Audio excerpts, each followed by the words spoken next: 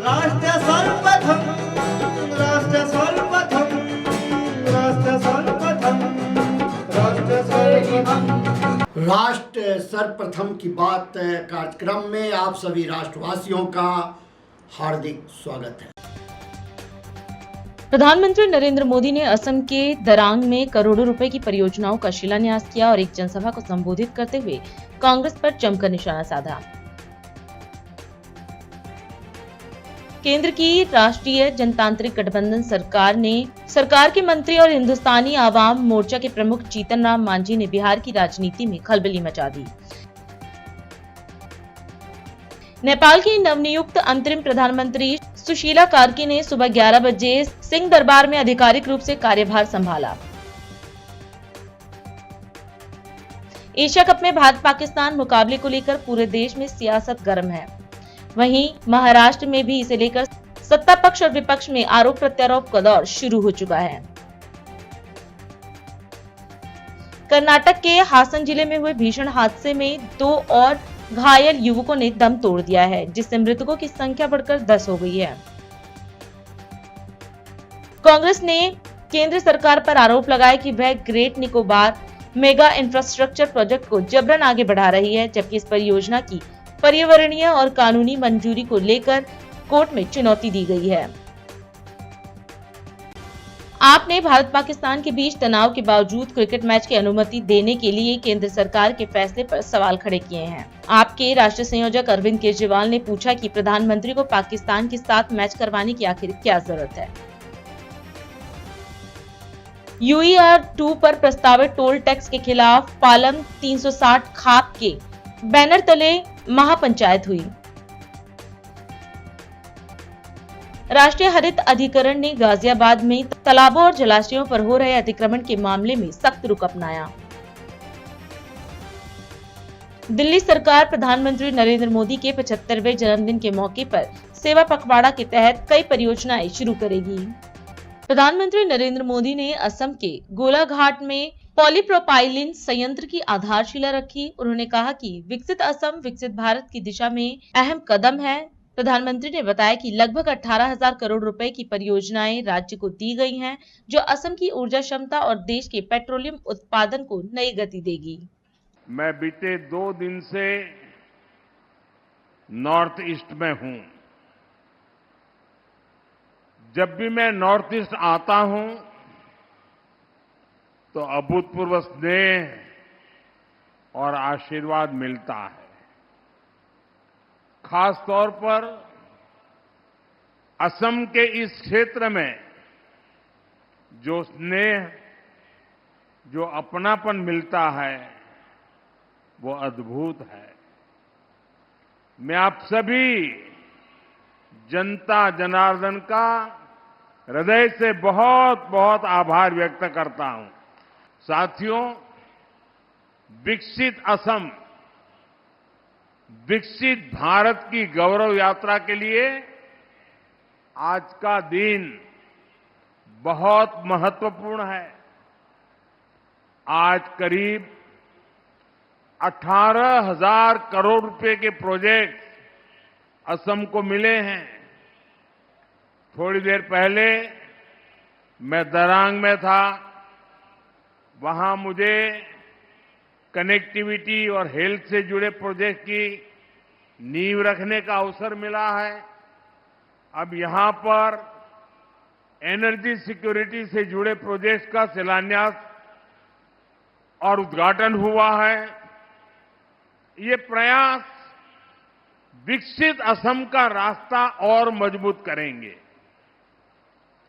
साथियों, असम भारत के ऊर्जा सामर्थ्य को बढ़ाने वाली धरती है। यहां से निकले पेट्रोलियम प्रोडक्ट देश के विकास को गति देते हैं।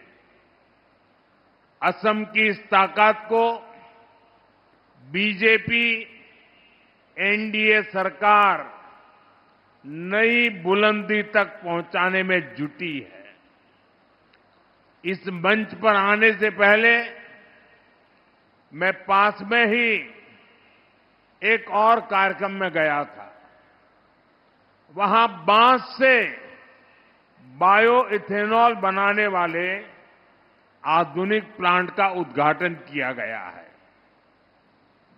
ये असम के लिए बहुत गर्व की बात है। इथेनॉल प्लांट के लोकार्पण के साथ ही आज यहां पॉलीप्रोपिलीन प्लांट का शिलान्यास भी हुआ है।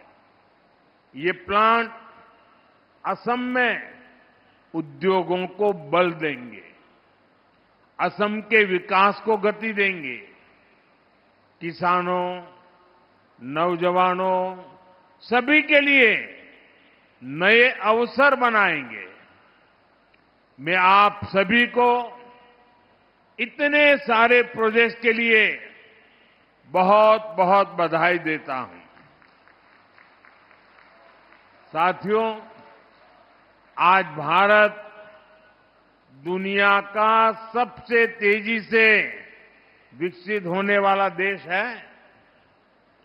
जैसे जैसे भारत विकसित हो रहा है, वैसे वैसे हमारी बिजली की, गैस की, ईंधन की जरूरतें भी बढ़ रही है। हम इन चीजों के लिए विदेशों पर निर्भर रहे हैं। भारत अपनी ऊर्जा जरूरतों के लिए आत्मनिर्भर बनने की राह पर चल पड़ा है। साथियों, हम एक तरफ देश में कच्चे तेल और गैस से जुड़े नए भंडार खोज रहे हैं, वहीं दूसरी तरफ ग्रीन एनर्जी के अपने सामर्थ्य को भी बढ़ा रहे हैं। दिल्ली की मुख्यमंत्री रेखा गुप्ता ने प्रेस वार्ता में कहा कि प्रधानमंत्री नरेंद्र मोदी के जन्म दिवस पर शुरू हुआ 15 दिवसीय सेवा पखवाड़ा राजधानी को नई गति देगा। इस दौरान बड़े इंफ्रास्ट्रक्चर प्रोजेक्ट्स की शुरुआत, आधुनिक स्वास्थ्य सुविधाओं का विस्तार, नई जन कल्याणकारी योजनाओं का क्रियान्वयन, शिक्षा सुधार और स्वच्छता अभियानों को बढ़ावा दिया जाएगा। आज यहाँ पे दिल्ली की ट्रिपल इंजन की सरकार की बैठक में सरकार बनने के बाद आदरणीय प्रधानमंत्री जी का पहला जन्म दिवस और उस पे दिल्ली सरकार के द्वारा सेवा पखवाड़े के अंतर्गत किए जाने वाले 75 बड़ी योजनाओं के शुभारंभ पे विस्तृत चर्चा की गई। हमारे सभी जनप्रतिनिधि, चाहे वो सांसद हैं, विधायक हैं, पार्षद हैं, सभी के द्वारा शानदार तरीके से इस सेवा पखवाड़े में सहभागिता की जाएगी।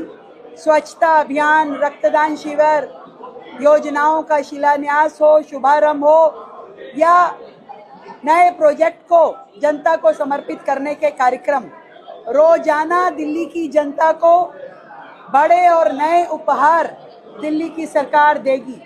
ऐतिहासिक रहेगा दिल्ली के लिए ये 15 दिन का सफर, जिसमें दिल्ली के लिए विकास की नई ऊंचाइयां, नए आयाम, सुशासन को लेकर के नई परिभाषाएं, नए काम दिल्ली को दिए जाएंगे। और मुझे खुशी है कि हर तरीके से दिल्ली सरकार ने जो तैयारियां की है, हमारे मंत्रियों ने, हमारे विभागों ने, हमारे अधिकारियों ने, हम इतने कम समय में जनता को समर्पित करने के लिए तैयारी कर पाए। इन 6 महीनों में एक भी दिन, एक भी हमारा मंत्री और मैं स्वयं, हमारे विधायक, किसी ने अपने काम को छोड़ा नहीं। और यही कारण है कि वर्षों से लंबित और इंतजार वाली योजनाओं को हम दिल्ली की जनता को सौंप पा रहे हैं। जो प्रोजेक्ट आधे अधूरे, टूटे हुए, बिना किसी प्लानिंग के चल रहे थे, उनको हमने लाइन अप करके दिल्ली की जनता को सौंपने का काम पूरा किया। और आरोग्य मंदिर जैसी योजनाएं जिसका दिल्ली को इंतजार था, उसकी श्रृंखला लगातार हम बढ़ा रहे हैं। तो दिल्ली की जनता को मैं बधाई देती हूँ, शुभकामनाएं देती हूँ। और आदरणीय प्रधानमंत्री जी के जन्मदिन का ये सेवा पखवाड़ा दिल्ली के लिए बहुत सारे उपहार लेके आएगा, ऐसा विश्वास दिलाती हूँ। दिल्ली में बढ़ते अपराधों पर आम आदमी पार्टी के विधायक संजीव झा ने सरकार पर निशाना साधा। उन्होंने कहा कि भाजपा की 4 इंजन वाली सरकार में कानून व्यवस्था बिगड़ती जा रही है। जनवरी से जून तक 1,18,000 से ज्यादा अपराध दर्ज हुए हैं। झा ने बताया कि अब बम धमकी स्कूलों से बढ़कर हाईकोर्ट तक पहुंच गई है। उन्होंने केंद्र और दिल्ली सरकार से तुरंत सख्त कार्रवाई की मांग की है। दिल्ली में जब दिल्ली का चुनाव चल रहा था तो भारतीय जनता पार्टी के बड़े बड़े नेताओं एवं प्रधानमंत्री तक ने कहा कि दिल्ली में डबल इंजन की सरकार होनी चाहिए। अगर डबल इंजन की सरकार होगी तो दिल्ली की हालात सुधरेंगे। हम ये देख रहे हैं कि पिछले 7 महीने में दिल्ली बदहाल हो गई है। अगर लॉ एंड ऑर्डर की ही बात करें तो रोज तमाम तरह की अपराध की घटनाएं रोज सुनने को मिलता है। कल ही नॉर्थ ईस्ट के करावल नगर विधानसभा में एक व्यक्ति को गोली मारकर हत्या कर दी गई। बुराड़ी में आज से 3 दिन पहले डंडे से पीट कर एक व्यक्ति का हत्या कर दिया गया। दिल्ली के हाई कोर्ट में बम रखने की खबर आई और आए दिन आप देखते हैं कि अलग अलग स्कूल्स में ये रोज धमकियां मिलती रहती हैं कि बम प्लांट किया जाएगा, बम प्लांट किया जाएगा। तो अब तो डबल इंजन की सरकार है। मैं अभी पिछले जनवरी से अब तक क्राइम का रिकॉर्ड देखा, जो दिल्ली पुलिस के आंकड़े हैं, ये हमारे आंकड़े नहीं हैं। तो दिल्ली पुलिस का जो क्राइम का डेटा है, जनवरी से लेकर जून तक का जो डेटा है, हीनियस क्राइम लगभग 2209 हुए। थोड़े कम गंभीर अपराध 1,16,613, यानी कुल अपराध की संख्या 1,18,822, जिसमें 250 मामले केवल हत्या के हैं। ये पिछले 5 महीनों की जो अपराध की घटना है दिल्ली के, केवल उसके आंकड़े दे रहा हूं, जब दिल्ली में डबल इंजन की सरकार है। तो मैं ये पूछना चाहता हूं दिल्ली की सरकार से, केंद्र की सरकार से, कि अब तो सारा समन्वय है और आपकी सारी समन्वय होने के बावजूद अपराध की घटना और बढ़ रही है। तो अपराधी इतने बेखौफ कैसे हैं? आखिर इस पे लगाम क्यों नहीं लग रहा है? कौन इसको नियंत्रण करेगा? किसकी जिम्मेदारी है? दिल्ली की जनता ने बड़ी उम्मीदों से चुना था, क्योंकि जब आप लोगों को कहा कि डबल इंजन की सरकार होगी तो समन्वय होगा, लोगों को लगा कि चलो समन्वय होगा, काम हो जाएगा। लेकिन जितने इंजन की सरकार बढ़ती जाती है, लोगों की हालात उतने ही खराब होते जा रहे हैं। तो मैं देश के गृह मंत्री से और दिल्ली की सरकार से मैं ये निवेदन करना चाहता हूं कि इस तरह से दिल्ली की जनता की बदहाली ना करें। आज लोग ये कहने लगे हैं कि दिल्ली की सड़कों पर बाहर निकलना सुरक्षित नहीं है। दिल्ली देश की राजधानी, इसको अपराध की राजधानी मत बनाइए। दिल्ली के लॉ एंड ऑर्डर की जिम्मेदारी अब दिल्ली की सरकार और केंद्र की सरकार है और अपनी जिम्मेदारी को निभाएं। दिल्ली में देश ही नहीं, पूरे विश्व के अलग अलग देश के लोग रहते हैं। अगर दिल्ली सुरक्षित नहीं रहेगा तो देश के साथ साथ बाहर भी देश का नाम खराब होगा। मैं उम्मीद करता हूं कि दिल्ली की सरकार और केंद्र की सरकार इसको संज्ञान लेगी और ये लगातार जो अपराध की घटना बढ़ रही है उस पर लगाम लगेगी। धन्यवाद। अभी समय है एक ब्रेक का, हम चलते हैं ब्रेक पर। आप कहीं जाए नहीं, छोटा सा ब्रेक। श्रेया फर्निशिंग लेकर आया है आपके लिए होम कलेक्शन, जिसमें आपको मिलता है upholstery fabric, designer curtains, home and office decoratives, carpets and sofa cover कम से कम दाम में कीर्ति नगर में आपके लिए उपलब्ध है। Kamal Buildtech Private Limited, fulfilling promises. With our professional team and experience of delivering projects, in past we guarantee you peace of mind and top quality work in an affordable price. राष्ट्र सर्वप्रथम की बात कार्यक्रम में break के बाद एक बार फिर आप सभी राष्ट्रवासियों का स्वागत है। हिंदी दिवस पर गृह मंत्री अमित शाह ने देशवासियों को शुभकामना दी और कहा कि भारत मूलतः भाषा प्रधान देश है। उन्होंने बताया कि हमारी भाषाएं सदियों से संस्कृति, इतिहास, ज्ञान और दर्शन को आगे बढ़ाने का सशक्त माध्यम रही हैं। हिमालय से लेकर दक्षिण के तटों तक भाषाओं ने हर परिस्थिति में लोगों को जोड़कर एकजुटता का संदेश दिया है। शाह ने सभी से मिलकर सोचने, चलने और बोलने को हमारी भाषाई सांस्कृतिक चेतना का मूल मंत्र बताया। प्रिय देशवासियों, आप सभी को हिंदी दिवस की हार्दिक शुभकामनाएं। अपना भारत मूलतः भाषा प्रधान देश है। हमारी भाषाएं सदियों से संस्कृति, इतिहास, परंपराओं, ज्ञान, विज्ञान, दर्शन और आध्यात्म को पीढ़ी दर पीढ़ी आगे बढ़ाने की सशक्त माध्यम रही है। हिमालय की ऊंचाइयों से लेकर दक्षिण के विशाल समुद्र तटों तक, मरुभूमि से लेकर बीहड़ जंगलों और गांव की चौपालों तक, भाषाओं ने हर परिस्थिति में मनुष्य को संवाद और अभिव्यक्ति के माध्यम से संगठित रहना और एकजुट होकर आगे बढ़ने के लिए मार्ग दिखाया है। मिलकर चलो, मिलकर सोचो, मिलकर बोलो, यही हमारी भाषाई सांस्कृतिक चेतना का मूल मंत्र रहा है। भारत की भाषाओं की सबसे बड़ी विशेषता यह रही है कि उन्होंने हर वर्ग और समुदाय को अभिव्यक्ति का अवसर दिया। पूर्वोत्तर में बिहू का गान, तमिलनाडु में ओवियालू की आवाज, पंजाब में लोहड़ी के गीत, बिहार में विद्यापति की पदावली, बंगाल में बाउल संत के भजन, कजरी गीत, भिखारी ठाकुर की विदेशियां, इन सब ने हमारी संस्कृति को जीवन और लोक कल्याणकारी बनाया है। मेरा स्पष्ट मानना है कि भाषाएं एक दूसरे की सहचर बनकर एकता के सूत्र में बंधकर आगे बढ़ रही है। गुलामी के कठिन दौर में भी भारतीय भाषाएं प्रतिरोध की आवाज बनी। आज़ादी के आंदोलन के राष्ट्रव्यापी बनने में हमारी भाषाओं की बड़ी भूमिका रही। हमारे स्वाधीनता सेनानियों ने जनपदों की भाषाओं में, गांव देहातों की भाषाओं को आज़ादी के आंदोलन से जोड़ा।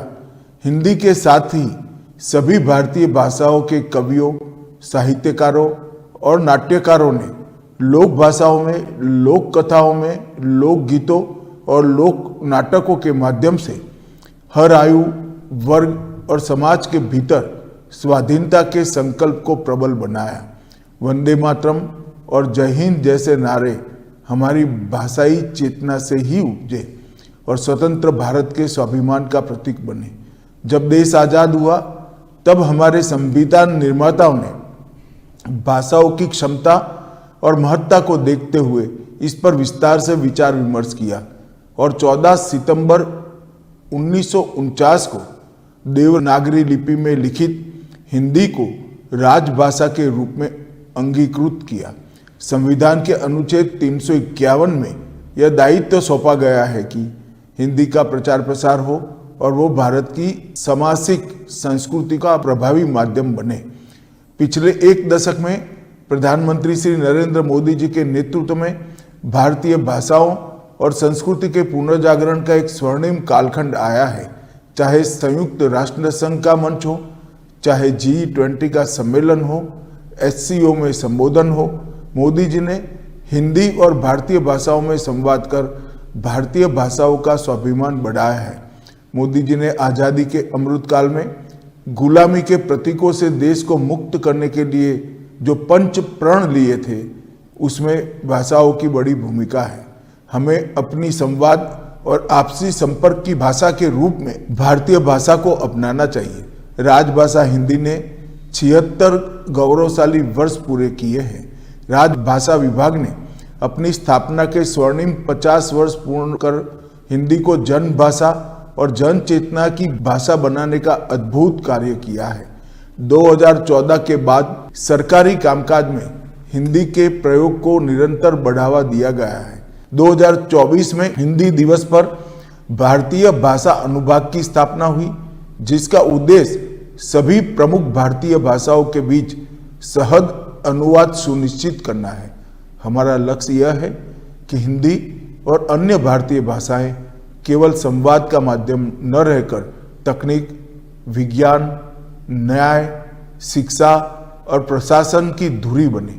Digital India, e governance, artificial intelligence और मशीन लर्निंग के इस युग में हम भारतीय भाषाओं को भविष्य के लिए सक्षम, प्रासंगिक और वैश्विक तकनीकी प्रतिस्पर्धा में भारत को अग्रणी बनाने वाली शक्ति के रूप में विकसित कर रहे हैं।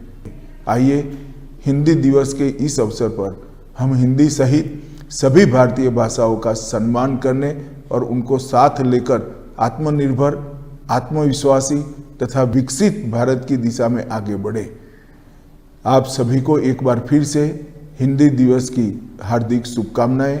वंदे मातरम। लखनऊ में डॉक्टर राम मनोहर लोहिया आयुर्विज्ञान संस्थान ने अपना 5वां स्थापना दिवस मनाया। इस अवसर पर उत्तर प्रदेश के मुख्यमंत्री योगी आदित्यनाथ ने वार्षिक प्रगति रिपोर्ट जारी की, नई सुविधाओं का लोकार्पण, शिलान्यास किया और चिकित्सा शिक्षा व अनुसंधान में उत्कृष्ट योगदान देने वालों को सम्मानित किया। उन्होंने कहा कि यह संस्थान 19 साल में 20 बेड से बढ़कर 1375 बेड का अत्याधुनिक अस्पताल बन चुका है, जो प्रदेश के लिए गौरव की बात है।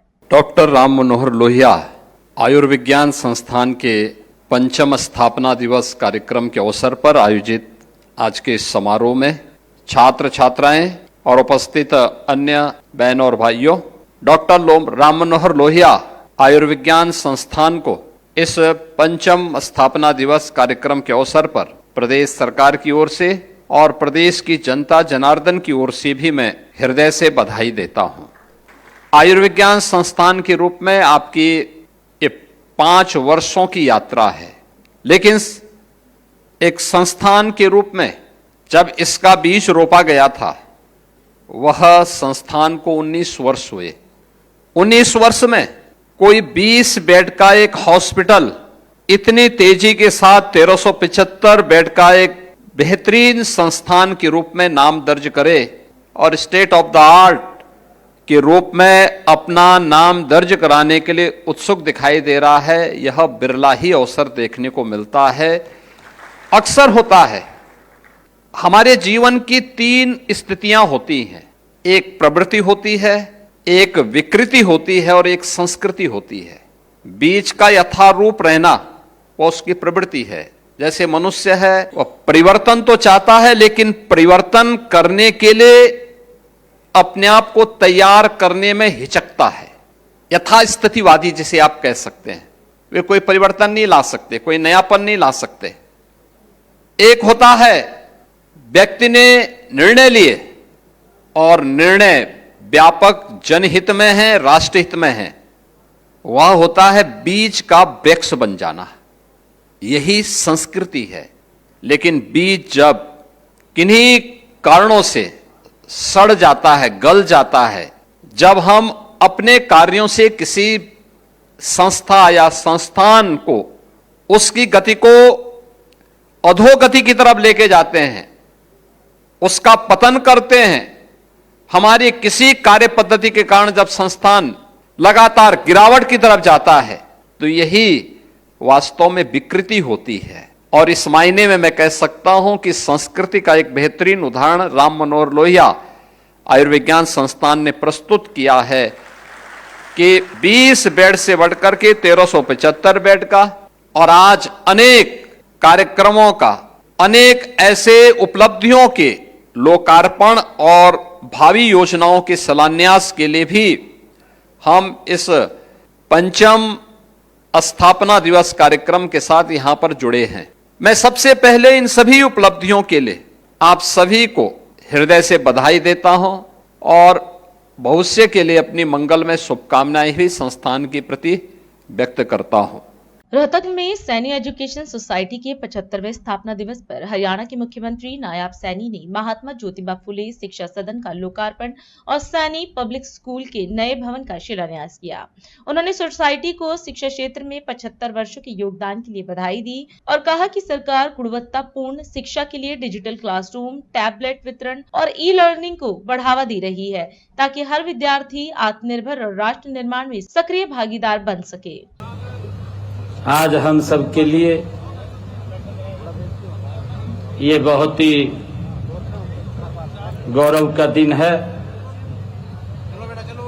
सैनी एजुकेशन सोसाइटी रोहतक अपना 75वां स्थापना दिवस समारोह मना रही है। ये बहुत ही गौरव का दिन है कि आज सैनी एजुकेशन सोसाइटी के लिए भी ये ऐतिहासिक और गौरवशाली दिन है। इस सोसाइटी ने समाज में शिक्षा का प्रकाश फैलाने के 75 वर्ष पूरे किए हैं। ये हमारे लिए गर्व की बात है। इस अवसर पर आप सबके बीच में आकर के मुझे बहुत ही गर्व और गौरव की अनुभूति हो रही है।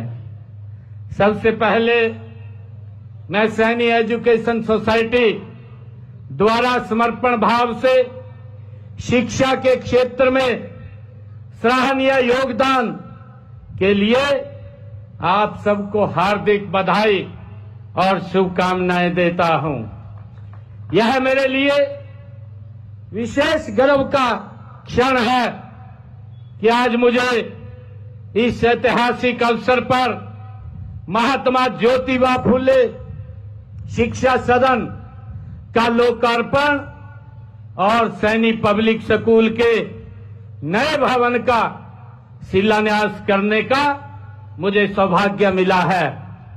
इन भवनों में सोसाइटी के स्वर्णिम इतिहास में एक नया ये अध्याय और जुड़ रहा है। ये हमारे लिए बहुत ही गर्व की बात है। मित्रों, महाराजा सूरसैनी के वंशज सैनी समाज का इतिहास और प्राचीन और गौरवशाली रहा है। इस समाज ने हमेशा श्रम, त्याग और सेवा को अपना धर्म माना है। सामाजिक क्रांति के अग्रदूत महात्मा ज्योतिबा फुले और भारत की प्रथम शिक्षिका माता सावित्रीबाई फुले वो समाज के रत्न हैं। वे समाज के हर वर्ग के प्रिय। उन्होंने समाज में विशेषकर महिला शिक्षा के क्षेत्र में क्रांतिकारी कार्य किए हैं। उन्होंने कमजोर वर्गों के उत्थान के लिए अपना पूरा जीवन वो समाज के हित में लगाया है। ये हमारे लिए बहुत गर्व की बात है। सैनी एजुकेशन सोसाइटी के सभी महानुभाव हैं, पदाधिकारी हैं। इस 75वें स्थापना वर्ष की मैं उनको और आप सबको बहुत बहुत हार्दिक शुभकामनाएं देता हूं और आशा करता हूं कि यह संस्था आने वाले वर्षों में शिक्षा के क्षेत्र में और नई ऊंचाइयों को ये छुएगी और ये लगातार आगे बढ़ती जाएगी। मैं आज यहाँ पर जब आया हूँ तो मुझे प्रधान जी ने यहाँ मांग पत्र मुझे दिया है। सैनी एजुकेशन सोसाइटी का जो ये मांग पत्र है और इस मांग पत्र में 4 मांगे इसमें लिखी गई हैं। मैं आज इन चारों मांगों को जो भी विभाग के अनुसार भेज करके इसमें जितना सहयोग मेरी तरफ से होगा इनको पूरा करवाने का काम ये हमारी सरकार करेगी। आज यहाँ पर महात्मा ज्योतिबा फुले भवन और एक नई बिल्डिंग का शिलान्यास यहाँ पर किया गया है। मैं आज यहाँ पर जब इस 75 वर्ष की यात्रा में मुझे सौभाग्य मिला है यहाँ आप सबके बीच आने का, तो मैं अपने डिस्क्रिप्शनी खाते से 51 लाख रुपया आज यहाँ पर दे करके जाता हूँ। आप सबको मैं इसकी बहुत बहुत बधाई और शुभकामनाएं देता हूँ। इन्हीं शब्दों के साथ जय हिंद, जय भारत, जय भारत माता। और अधिक खबरों के लिए आप हमारे YouTube चैनल दैनिक इंडिया दर्पण को अभी सब्सक्राइब करें और नोटिफिकेशन के लिए बेल आइकन को प्रेस करना ना भूलें। आज हम इस कार्यक्रम में आपसे विदा लेते हैं। आप अन्य खबरों के लिए बने रहे। राष्ट्र सर्वप्रथम, वंदे मातरम, जाग उठा है भारत। राष्ट्र सर्वप्रथम, राष्ट्र सर्वप्रथम, राष्ट्र सर्वप्रथम। शिवम्